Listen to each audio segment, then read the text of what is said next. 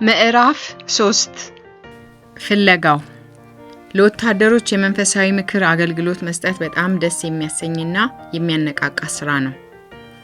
ይህ አይነቱ ህይወት ለብዙ ጊዜ ስናፍቀው የኖርኩት ነበር። በየሄድኩበት ቦታ ሁሉ ከወታደሮች ጋር እሄዳለሁ። በአውሮፕላን ሲበሩ፣ በካምፕ ውስጥ መደበኛ ስራቸውን ሲሰሩ፣ ተራራ ሲወጡ፣ ቁልቁለት ሲወርዱ፣ በጤናም ሆነ በህመም አልለያቸውም ነበር። ሌላው ቀርቶ የሚደርስባቸውን ችግር እንኳን ሳይቀር አብሬያቸው ካፈል ነበር። በምግብ አዳራሽ፣ በመዝናኛ ስፍራ፣ በሜዳው ሁሉ ላገኛቸውና እግዚአብሔር በህይወታቸው መስራት ስለሚችለው ነገር እንድነግራቸው ሰፊ እድል ነበረኝ። ከወታደሮቹ ጋር በመሆን የሚደርስብኝን ችግር ሁሉ በደስታ ነበር የምቀበለው። ወታደራዊ ልምምድ ለማድረግ ወደ ፓናማ በሄድን ጊዜ የዱር ፍሬዎች የተመገብንበት ጊዜ እንደነበር አስታውሳለሁ። በዚያ ጥቅጥቅ ያለ ደን ውስጥ አንዳንዶች አደጋ ይደርስባቸው ነበር። አንዳንዶቹን በቃሬዛ መሸከሙ የግድ ነበር። የጌታ ፈቃድ እስከሆነ ድረስ በዚህ ሁሉ ማለፉ እንዴት ደስ ይላል። ፎርት ካምፕቤል ያለው አውሮፕላን የማብረር እድል ነበረኝ። ይህ ሁሌም ስመኘው የነበረ ነው። ከጓደኛዬ ጋር አንዲት በጣም ያረጀችና የወላለቀች አውሮፕላን ገዛው።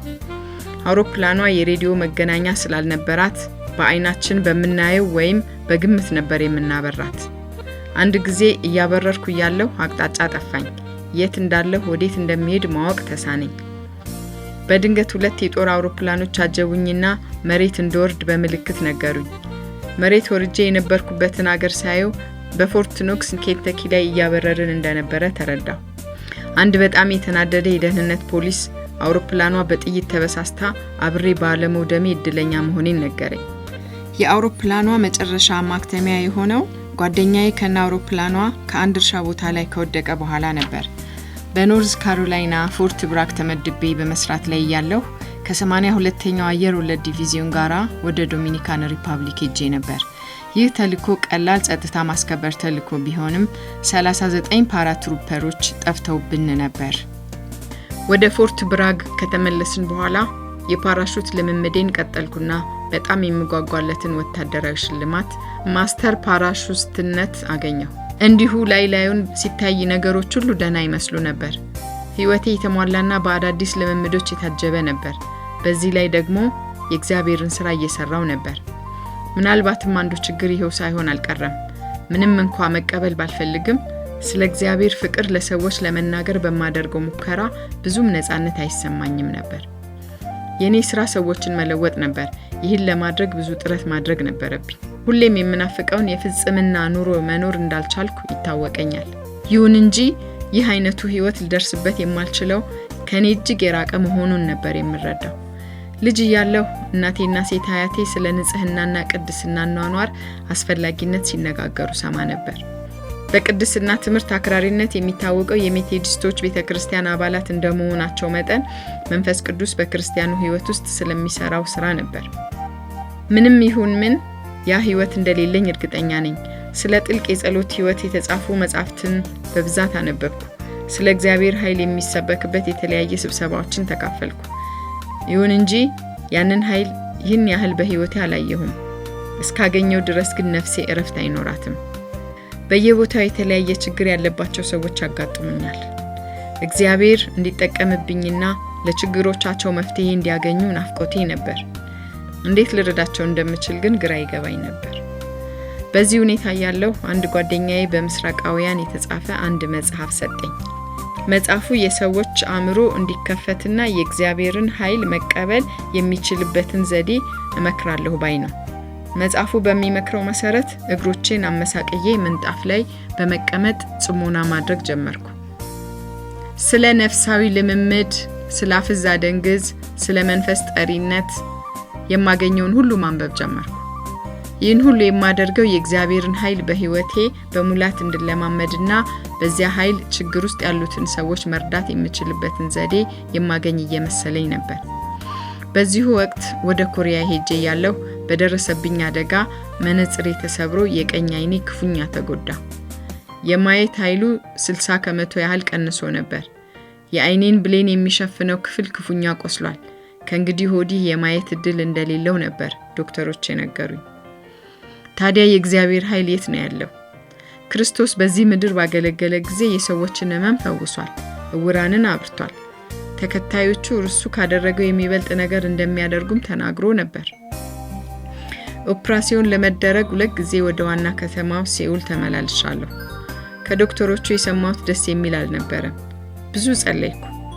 ለሰዎች ዘላለማዊ ሕይወትን የሚሰጥ ሁሉን ቻይ ፈጣሪ በየጦር ግንባሩ ሞትን ለሚጋፈጡ ወታደሮች ስለ ታላቅነቱ የሚመሰክርለት አምላክ ሰዎችን የመፈወስ ኃይል አይኖረውም ብሎ ማሰብ ልቤ በጭራሽ ሊቀበለው አልፈለገም። ታዲያ ቁልፉ ይታል። የእግዚአብሔር ኃይል በሰዎች ውስጥ አልፎ ሌሎችን መዳሰስ የሚችለው እንዴት ነው? ለእነዚህ ጥያቄዎች መልስ ማግኘት ነበረብኝ። የአይን ዶክተሩ ጋር ለመቅረብ ለ3ኛ ጊዜ ወደ ሴኡል ከተማ በመብረር ላይ ያለው በውስጤ አንድ ለየት ያለ ስሜት ተሰማኝ። በጆሮ የሚሰማ አይነት ባይሆንም እንዲህ ነው ብዬ ልገልጸው የማልችለው ድምጽ። አይንህ ይፈወሳል አለኝ። የእግዚአብሔር ድምጽ እንደሆነ በፍጹም አልተጠራጠርኩም። ከዚህ ቀደም በዚያ እሁድ ምሽት በፔንሲልቫኒያ ጥርት ባለ ሁኔታ እንደተናገረኝ ሁሉ አሁንም በዚያው መልክ ተናግሮኛል። ዶክተሩ አይኔን ከመረመረ በኋላ በመገረም ራሱን እየነቀነቀ አዝናለሁ ቄስ ሜርሊን፣ ምንም ልናደርግሎት አንችልም አለኝ። እንደ በፊቱ ተስፋ ከመቁረጥ ይልቅ ልቤ በደስታ ተሞላ። እግዚአብሔር ተናግሮኛል፣ የተናገረውንም እንደሚፈጽመው በሙሉ ልብ ያምኜበታለሁ። ጥቂት ወሮች ካለፉ በኋላ ወደ ዶክተሩ ሄጄ አይኔን እንዳስመረምር ልቤ በድንገት ተነሳሳ።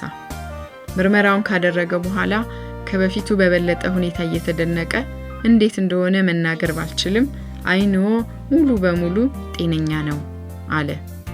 ያንን ያደረገው እግዚአብሔር ራሱ ነበር። ለደስታዬ ወሰን አልነበረውም። የዚህን ታላቅ አምላክ ኃይል በሕይወቴ ለመለማመድና ይህን በተመለከተ ጥናት የማድረግ ፍላጎቴ ከምን ጊዜውም ይልቅ በረታ። በ1963 ወደ አሜሪካ ተመልሼ ለ6 ወራት ያህል ስለ የምክር አገልግሎት ተጨማሪ ነገር ለመማር ትምህርት ቤት ገባሁና በ1964 ደግሞ ፎርት ብራግ ኖርዝ ካሮላይና ተመደብኩ። በውስጥ ያለውን መንፈስ እንዴት መፍታት እንደሚቻል ከበፊቱ በበለጠ ሁኔታ መጻሕፍትን ማንበብና መመርመሬን ቀጠልኩ። መንፈሳዊ ጥማቴን ያረካሁ መስሎኝ በአርተር ፎርድ በሚመራው የተሳሳተ መንፈሳዊ እንቅስቃሴ ውስጥ ተሳትፎ ማድረግ ጀመርኩ። ሌሎች ብዙ አገልጋዮችም በዚህ ሰው እንቅስቃሴ እንደተማረኩና እንደተሳቡ ሰምቻለሁ። እኔ ራሴም ብሆን ምንም አይነት ሳይንሳዊ ገለጻ ሊሰጣቸው የማይቻል ታላላቅ የመንፈስ አሰራር በዚህ ሰው አማካይነት ሲፈጸሙ ተመልክቻለሁ። ይህም ይበልጥ እንድደነቅ አደረገኝ። ግን ስለዚህ ጉዳይ መጽሐፍ ቅዱስ ምን ይላል?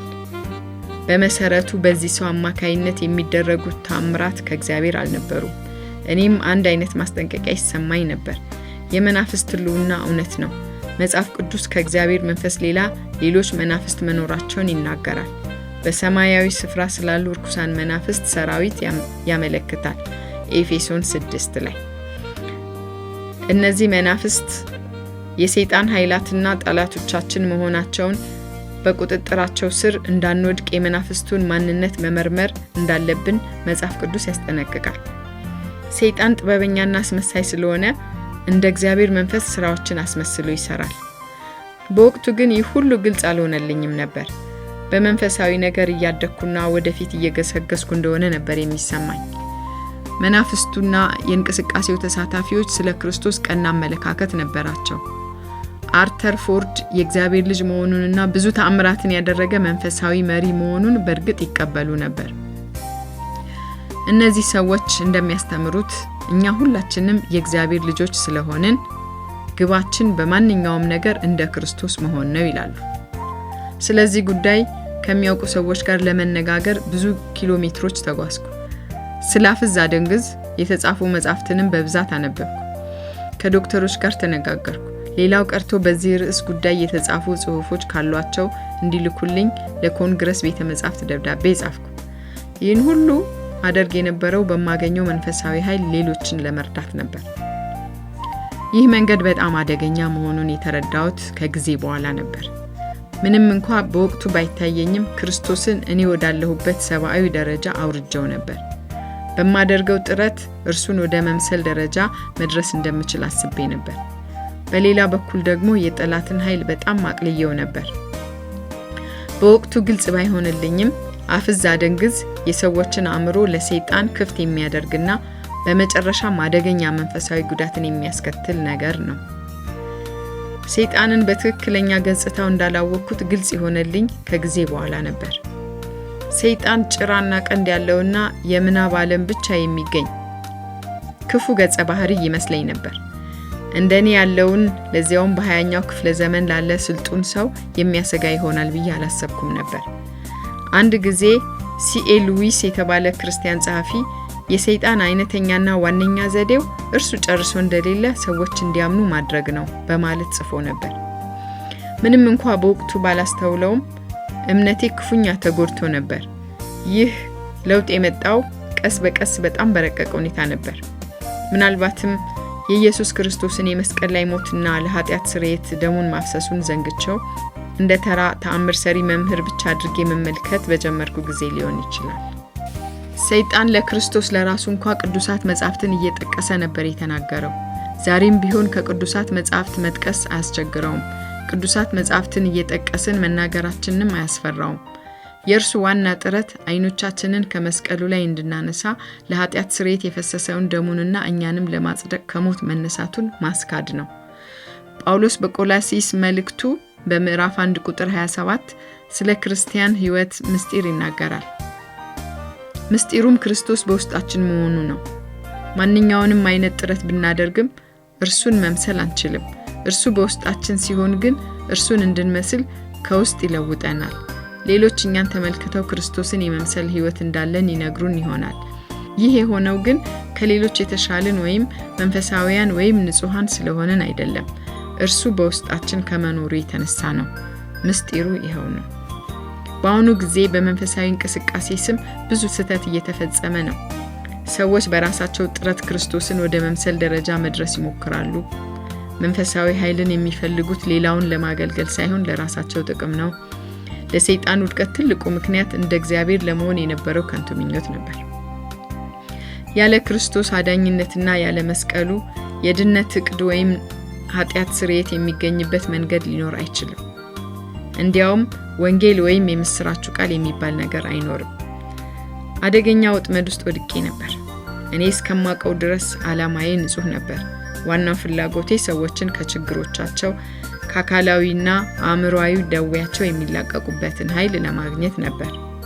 ሳላውቀው ከገባውበት ስህተት እንደወጣ እግዚአብሔር በጸጋው አይኖቼን አበራ።